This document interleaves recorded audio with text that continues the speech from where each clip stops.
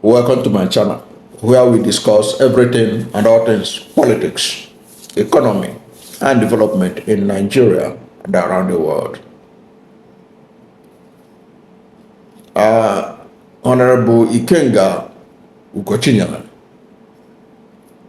the leader of the G60 member opposition lawmakers in the National Assembly, and Dan Nwanyanwu, the Zenith Labour Party chairman, has been a thorn in the flesh of Nyesom Wike politicians in River State who want to see that Governor Fubara is booted out of office. Now, you recall that pro-Fubara lawmakers from National Assembly, led by Ugochinyere, the leader of the G60, had been doing everything they could to draw the attention of Nigerians to the interference in the governance of River State by the former minister, by the Minister of the Federal Capital Territory, Abuja, and former governor of River State, Nyesom Wike, and his supporters, who are the defected lawmakers from the PDP to APC. They have been drawing attention to that matter. Several times he has issued statements, addressed a press conference, and all that. Only the other day, Dan Nwanyanwu, who is the national chairman of the Zenith Labour Party, addressed a press conference where he alleged that a person allegedly linked to the minister of the FCT trailed him to Transcorp Hilton Hotel in Abuja and threatened his life. Because of that, and he explained so many things on how the incident happened, and that it was that he's sure that Transcorp has the video evidence of everything. And he also alleged that he extracted some undertaking, allegedly, from the person. So he raised the alarm about threat to his life. And he said that the reason why they threatened his life was because he appeared on Arise Television, where he said that the Minister of the Federal Capital Territory, Abuja, Nyesom Wike, will contest against President Bola Ahmed Tinubu in 2027. So he said so many things there. Now, this event has now led to a press conference that was addressed by the acting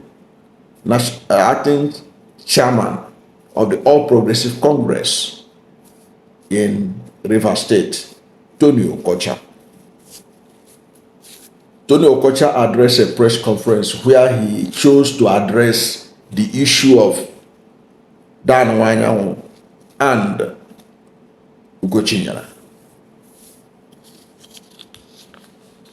So it was a press conference that I paid great attention to, so that if there will be any new things or any new discovery he can give or any defense he can make in light of the allegations that have been made by these two gentlemen. I'm talking about Ugochinyere and Dan Nwanyanwu.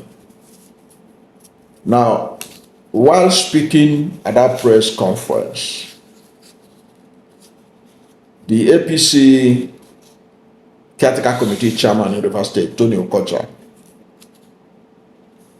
accused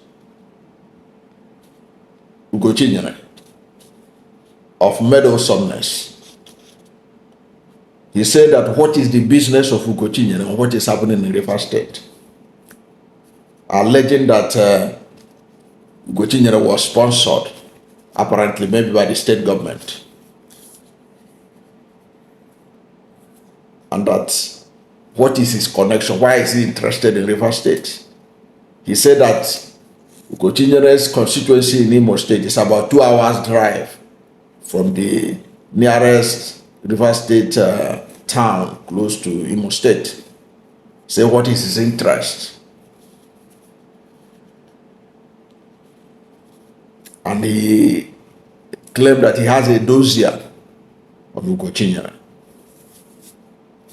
But he forgot that in Nigeria, what happens in River State concerns everybody, just as when it happened in another place. I remember when Dave Umahi defected to APC. Go and watch the video of what Nyesom Wike was saying about Dave Umahi when he defected to APC, when Nyesom Wike was stealing. And when Nyesom Wike, he's still in PDP. Go and look at the video. Go to YouTube, search for how Nyesom Wike took him to the cleaners about taking PDP mandate to APC. Why did he bother about what was happening in Ebonyi State? Why did he bother about that at that time? And there were so many things. There are many states that Nyesom Wike as governor was able to show his influence. Nyesom Wike also talk about how he helped Obaseki to become governor. Is Obaseki from River State? Why did he have to help Obaseki in Edo State to become governor? And he was angry with Obaseki for accusing him of betrayal or whatever. Why did Nyesom Wike do that? He should have concentrated in his River State and not bother himself about who becomes governor of Edo State. That's if you have to take into consideration what Okocha was talking about. What is the business of Ugochinyere? Then he threatened that he has dossier on Ugochinyere. Well, we are waiting for him to release it because we're also interested in people's dossiers so that we can use it and create content. Let him release it. So he has dossier on Ugochinyere. Maybe that one was aimed to make Ugochinyere to stop interfering, because Tony Okocha say he has dossier on him. Then on Dan Nwanyanwu, who alleged threat to life.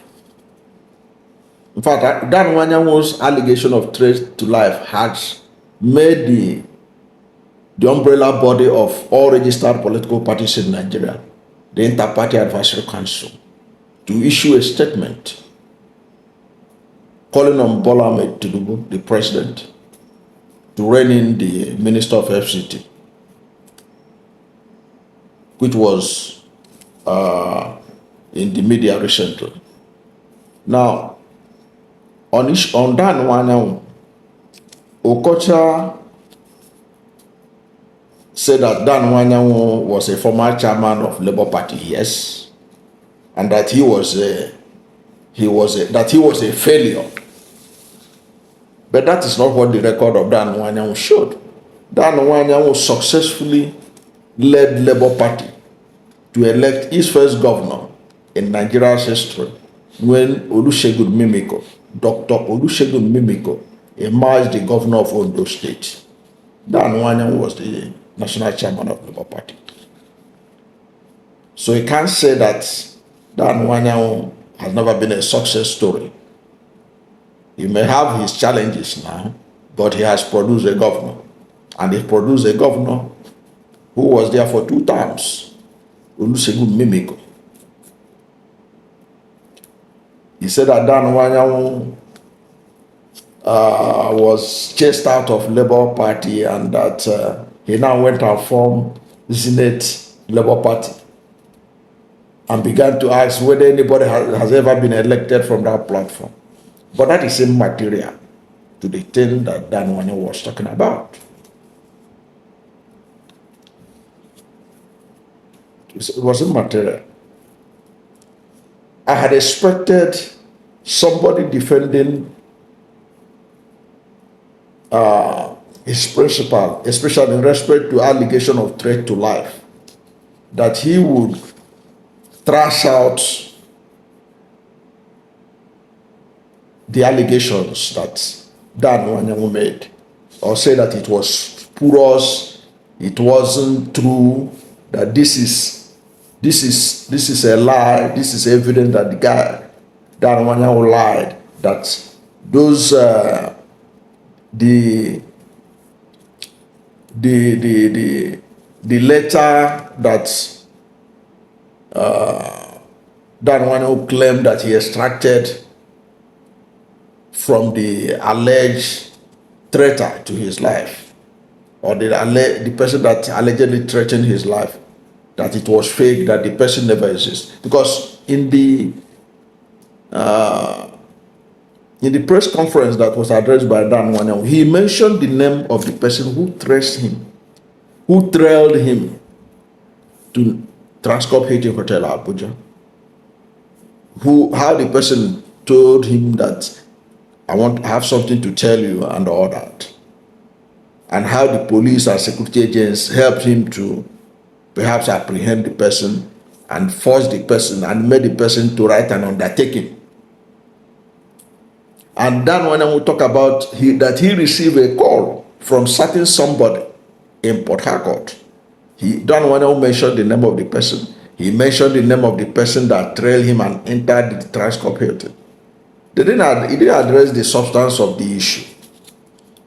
The substance of the issue is not about the political weight of Dan Nwanyanwu.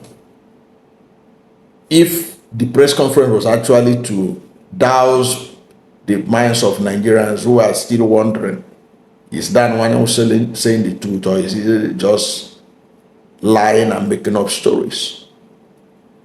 That issue was not addressed in the press conference that I watched. He only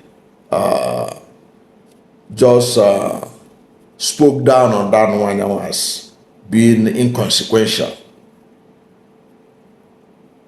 And then when he made reference to what Dan Nwanyanwu said in the Arise television interview, he said, so Dan Nwanyanwu has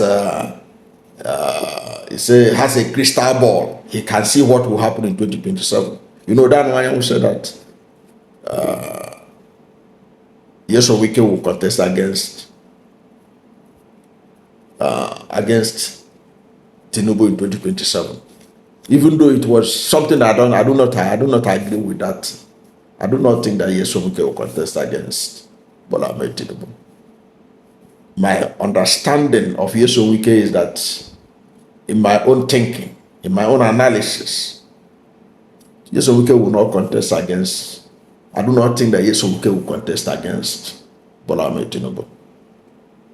Nyesom Wike, what I think as an analyst is that Nyesom Wike wants to position himself to the level that after helping to destroy PDP, he will formally move to APC, and in 2027, okay, and by 2027, when Bola Ahmed Tinubu will finish, if they were able to, I keep saying it, that Bola Ahmed Tinubu and APC cannot win free and fair election. So if Nigerians did not monitor them very well and allow them to get away with the election of 2027 the way they got away with 2023, Bola Ahmed Tinubu will be re-elected. And then by the time power will return to the north by 2031, Nyesom Wike will be running mate to Kashim Shettima.